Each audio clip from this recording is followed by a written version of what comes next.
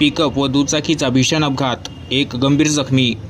पुसद तालुक्यात अपघाताचे प्रमाण दिवसेंदिवस वाढतच आहे।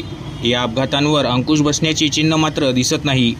आज दिनांक 10 जून 2025 रोजी सकाळी 9:30 ते 10 वाजताच्या दरम्यान पुसद तालुक्यातील ज्योतिनगर घाटोडी गवली फाट्याजवळ दुचाकी वाहन क्रमांक MH37X4215 याचा व पिकअप वाहनाची जोरदार धडक झाली। या दुचाकीस्वार गंभीर जखमी झाला असून एक जण किरकोळ जखमी आहे। त्यात पिकअप वाहन क्रमांक MH29AT0396 हे वाहन डिग्रसकडे जात असताना व दुचाकीस्वार गवलीकडे येत असताना हा भीषण अपघात झाला।